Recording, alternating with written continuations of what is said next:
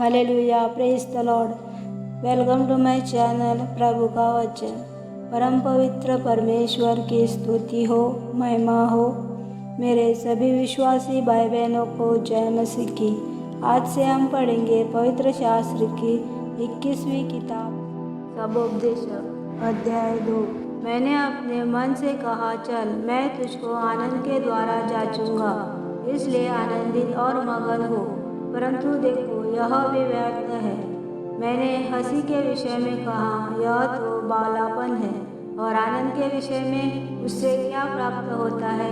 मैंने मन में सोचा कि किस प्रकार से मेरी बुद्धि बनी रहे, और मैं अपने प्राण को दाख मधु पीने से किस प्रकार बहलाऊं, और कैसे मूर्खता को तामे रहूं, जब तक मालूम न करूं कि वह अच्छा काम कौन सा है जिसे मनुष्य अपने जीवन भर करता रहे। मैंने बड़े बड़े काम किए। मैंने अपने लिए घर बनवा लिए और अपने लिए दाख की बारियां लगवाई। मैंने अपने लिए बारियां और बाग लगवाए और उनमें बाती बाती के फलदायी वृक्ष लगाए।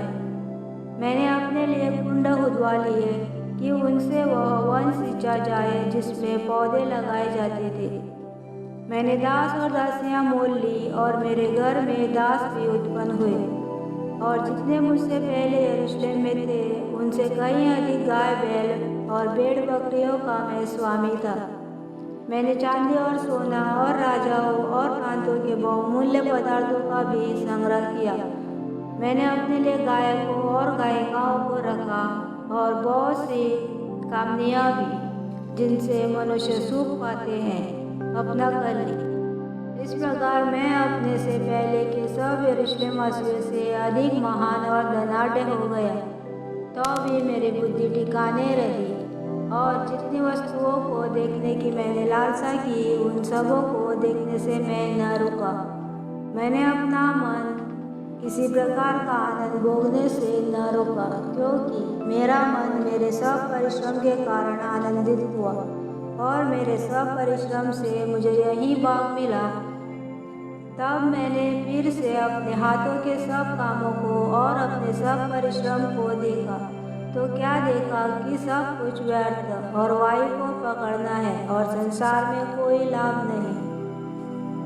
फिर मैंने अपने मन को मोड़ा कि बुद्धि और बावलेपन और मूर्खता के कार्यों को देखूं, क्योंकि जो मनुष्य राजा के पीछे आएगा, वह क्या करेगा?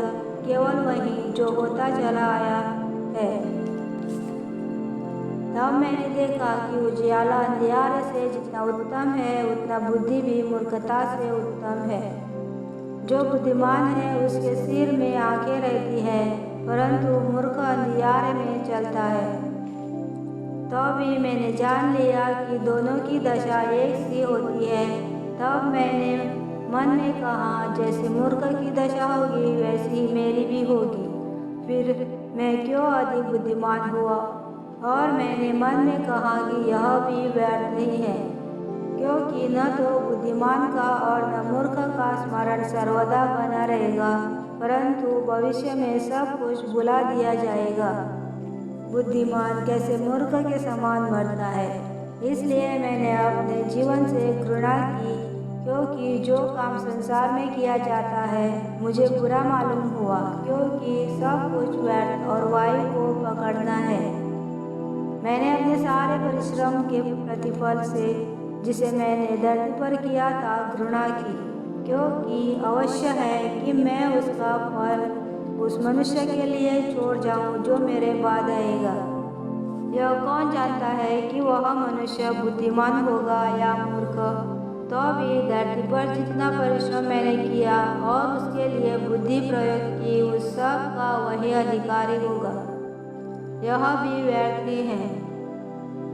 तब मैं अपने मन में उस सारे परिश्रम के विषय जो मैंने धरती पर किया था निराश हुआ, क्योंकि ऐसा मनुष्य भी है जिसका कार्य परिश्रम और बुद्धि और ज्ञान से होता है और सफल भी होता है। तो भी उसको ऐसे मनुष्य के लिए छोड़ जाना पड़ता है जिसने उसमें कुछ भी परिश्रम न किया हो। यह भी व्यर्थ और बहुत ही बुरा है। मनुष्य जो धरती पर मन लगा लगा कर परिश्रम करता है, उससे उसको क्या लाभ होता है? उसके सब दिन तो दुखों से भरे रहते हैं और उसका काम खेत के साथ होता है। रात को भी उसका मन चैन नहीं पाता, यह भी व्यर्थ ही है। मनुष्य के लिए खाने पीने और परिश्रम करते हुए अपने जीव को सुखी रखने के सिवा और कुछ भी अच्छा नहीं। मैंने देखा कि यह भी परमेश्वर की ओर से मिलता है, क्योंकि खाने पीने और सुख भोगने में मुझसे अधिक समर्थ कौन है।